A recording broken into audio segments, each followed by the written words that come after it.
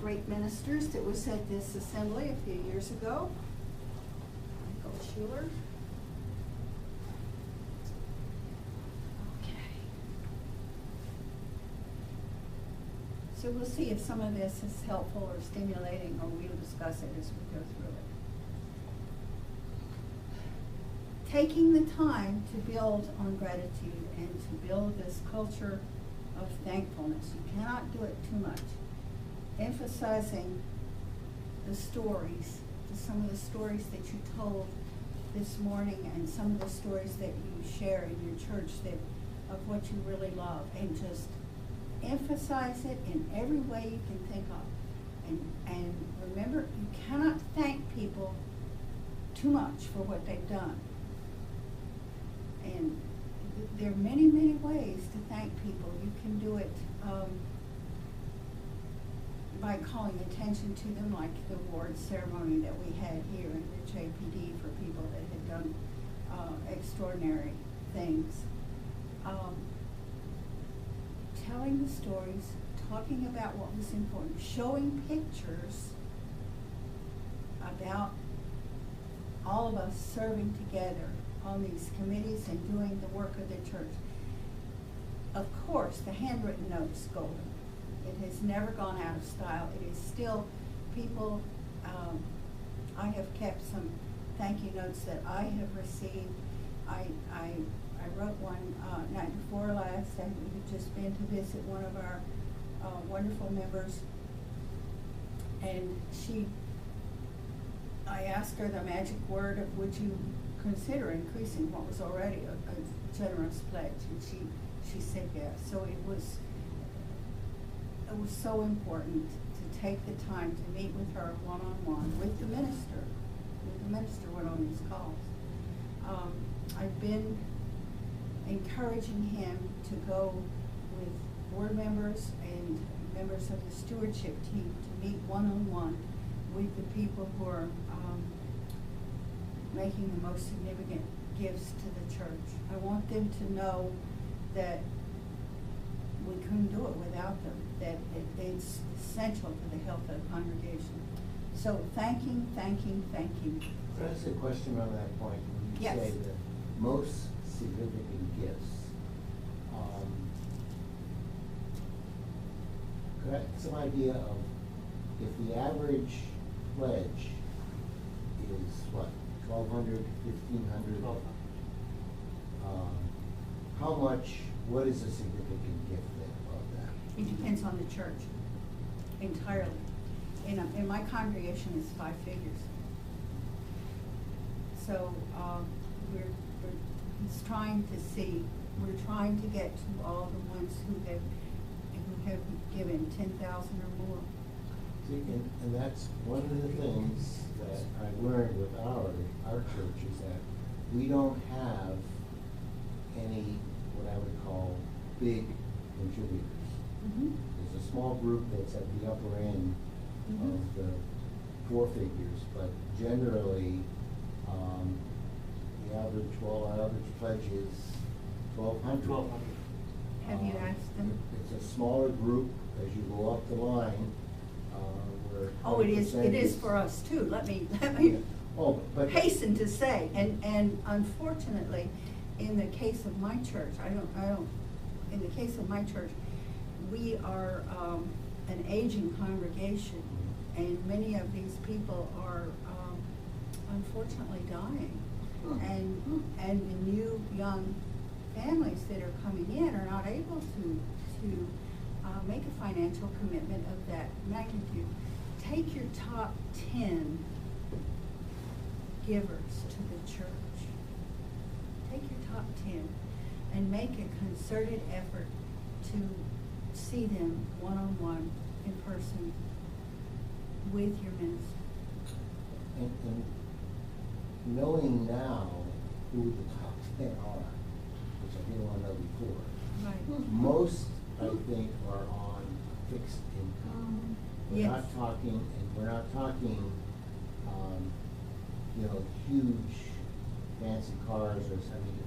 The wealth is not. It's all Not relative. extravagant. I realize that, And it just, I mean, I viewed it when I first looked at this as a good thing. When I saw the spread of not knowing who, but where the individual contributions are. We have, I think, half the congregations under $1,000 or under $500. It's the 5 to 600 we'd like to really bump up. And that's the problem. That's what I see as the problem. Not trying to get half a dozen or dozen or 20 people that are at the upper, between the 4,000 and 7,000. I want to move that bottom figure up a little bit. Mm-hmm. And that's a different thing than what I'm talking about, because I'm trying to help you. Yes, I realize that it is. You're looking for the. I'm looking for gratitude. I'm looking for making sure that these people that are key to our future feel appreciated, and that they realize that what they're doing for us is so significant. The techniques and strategies that you may use for those middle group or even the lower group and are different. You can't, in an ideal world, we would go and see every single person, but there's certainly not enough time for the minister to spend doing that. But if you're adequately organized, you can do it with the volunteers. Now, it's a tricky business, and that's the subject for another day, because the recruitment to do that is extensive. And what we can do is approach them in ways that get groups together. But the first thing I want you to think about is saying thank you and telling people how much they're appreciated and how much their gifts of time, talent, and treasure, so that the volunteer services that they perform are adequately thanked. Getting back to being sure that we have new people coming along, and we'll talk about that after a while. But the volunteers, you need to thank everybody for whatever it is they do. I feel that in my congregation there are people that are that would lie down on the road for me, and I would do it for them. Some of them are here today, and they are just so dear and important, and we have worked so hard on so many things. Sometimes it was the auction, sometimes it was the kitchen. I mean, sometimes it was all different things, but we've had this experience together. If we appreciate each other, if we express the value that we see in being together, then we want to strengthen that. Then we want to open our purse strings too. So you use a lot of pictures. Pictures are very moving today, and they're very easy to get. So you can take a lot of pictures, you can tell a lot of stories, okay? And if you can use the precious time of the minister on some of these people to make sure that they realize that they're being thanked, that you appreciate what they've done for you, it will smooth the future. So some of the most important ways that you can improve your stewardship campaign, and I'm talking about your annual operating campaign here. I'm not talking about a capital campaign, which is a whole other kettle of fish. We've alluded to some capital campaigns here, but you want to start early and have a really good plan and then work the plan with your timetable. Keep lots of communication and publicity flowing. That was the best management practice someone of you brought up already. So if you do that, it really helps. Start a whole year ahead. Don't wait till it's time for the stewardship campaign. Start a year ahead. That also helps with recruiting the volunteers. Pound the mission. Lots of testimonials. I love this. We really went after testimonials of families, pictures of families. They wrote what was important to them about the church. We published it in the newsletter. We had one every week. Lots of photographs. At the end, we had stewardship moments from the pulpit, one a week for the last 5 weeks of the campaign. Again, telling the stories of what the church meant to people. Why is it important to you? What do you love about this church? Very, very, very powerful. And here are all the different kinds of ways you might do it. The personal visit model, I was talking a little bit about that. And elements of that conversation that make it important is that 90% of that conversation is not about the money. Back to what's important to you about the church. What do you care about? You know, and you find out. So you can have the personal visit model. You can have a commitment Sunday. The dinner and lunch model. This is a big favorite with people, especially the ones that like to socialize. I know that you all have done this model. And you can work on it year-round, which is good, or use a combination of these. In the end, you will probably have to follow up on the phone and in email with people. But what's the year-round canvas?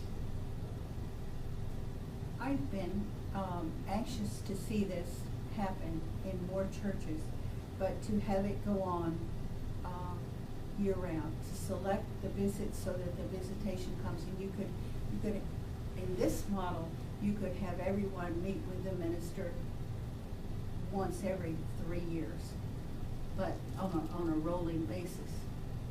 But that would be very powerful if we could get it going. Mm-hmm. There is a tremendous amount of work to it. I don't deny that. I'm just saying that the most effective way to do this is to have a personal conversation. It doesn't have to be a visit, and it can be fun. I make sure that I'm having a good time. I am not a young person, and I do not look at this as a chore at all. I look at it as a good time, and when I call people and ask if we can meet, sometimes it's in the church, sometimes we have them for dinner, sometimes we go out for lunch or coffee. Often I take them for a nature walk, because that's what I like to do, and we have a good time. We talk about the church. At the end, I say, I have your card here for you to fill out, and I go without expectation, and I present it to them to fill out. I take it back to the church, or they can turn it in, either way. But we have a pleasant time. And there are people that are afraid of this. I have one particular one that is adamant that she won't. She's a former choir member and a really good friend of my husband's. And he talked to Sally in church, and she said, I'm going to take care of it. Don't call me. So we're not calling her. You know, we're just not doing it. So she's very faithful, and she will do it, and that's fine. We don't have to have our conversation. But the strength of this, when you have the conversation, and when you talk about what's important at the church, when you have the testimonials, and focus on gratitude, is that the bottom line is better. It really is. And but I would make it pleasant on myself. I realize that it's a lot of work. I know. No one knows that more than me. I've got a couple of more calls to finish up, you know, and we were to be done long before this. But the follow-up takes time. I'd like for us to talk just a little bit about recruitment, and then I'll feel that we've covered the major points that I was hoping that we would get to. You cannot have too many people working on this. Stewardship is everyone's business.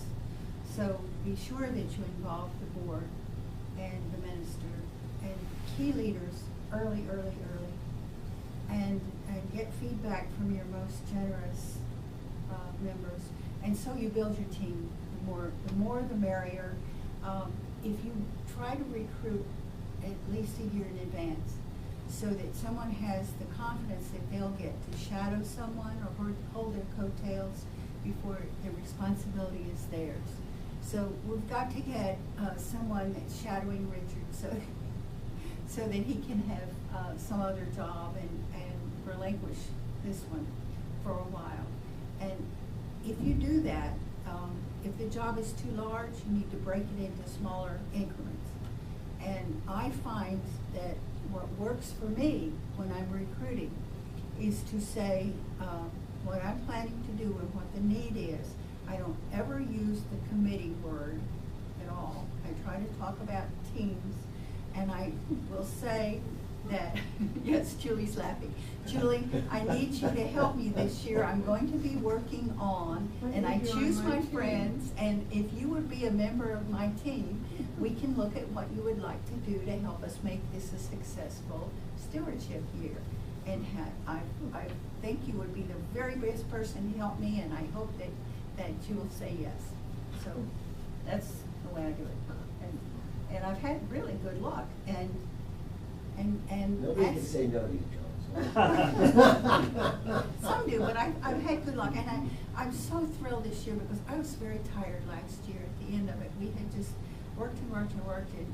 And this year we have some new people that are new members. The young man that I mentioned that said, you just don't realize what you've got here. He has just been a breath of fresh air.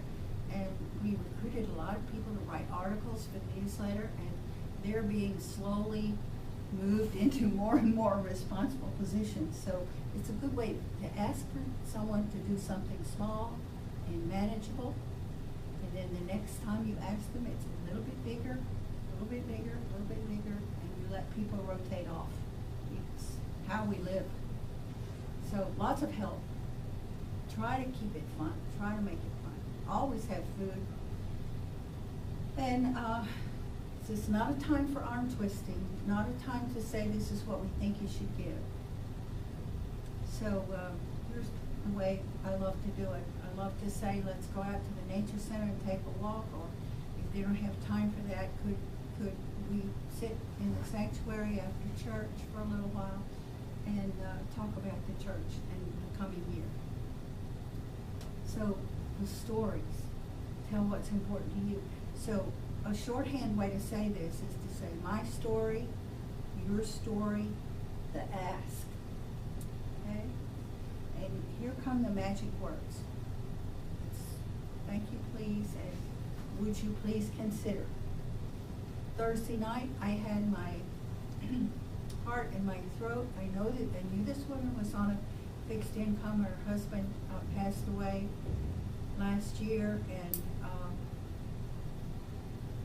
a wonderful, wonderful man, and I knew that their income was down, and yet I said, my husband and I are going to give more in the coming year, and I would like to ask if you could please consider an increase in your financial commitment. And she said, well, yes, I've thought about that, and I'm going to do that. And it was up $1,000, and I was just, I hated to say anything because I knew what had happened, but I said it, and she was happy to do it because she's so involved in the church. So wonderful. So now in the call, it's not just about the call, and Robert, you feel the need to raise the dollars very acutely, and I'm sensitive to that. But it's really about the relationship that the person or the family has with the church. So it's about the long-term relationship, and if they have to step back and reduce their commitment, or if they have to, sit out a year, you want to be there for them. That take the long view. It takes a little of the pressure off. Maybe it's just a little, I don't know. So, their spiritual home, this is about life. So, in the best cases, it's a deep conversation. It's a bonding experience between you and the person. It was certainly a bonding experience between me and my friend whose husband passed away. And I've known her for a long time. And we have a lot of things in common. So, except for money. She has money and I don't. But she's very generous to the church. That's great. So here it is. Thank everybody. Some of the congregations put, you know, the lists up of the people who've given, not by the amount they've given, but to say that these people have already made their commitment, and especially you want to ask the board members first, and you can say to the congregation, the board members have already given such an amount, you know, collectively. It's a good thing, inspiring. So here's just a review of the best practices, and some of these you all brought up today. Now, I like the Fair Share Guide, and I use it very carefully. I don't ask people to do anything that I don't ask them to make sacrificial gifts. I ask them to find, you know, their income on the chart and consider if possible moving one step to the left, which is a relatively modest increase. To the right.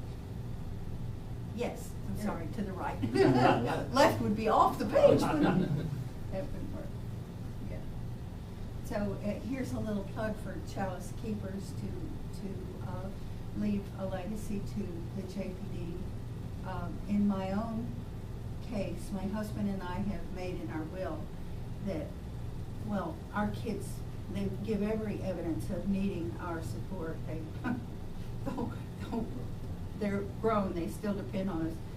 And so if there's anything left after we're gone, it's gonna go to them. But off the top, before that happens,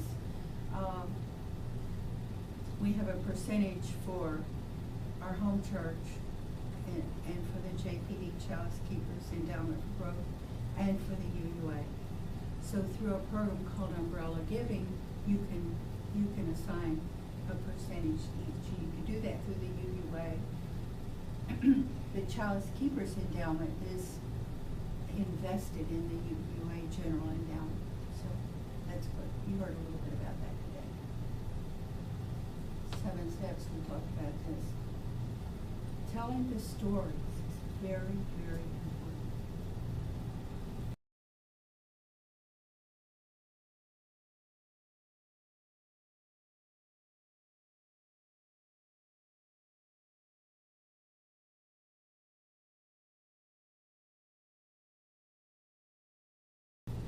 And then there are the resources.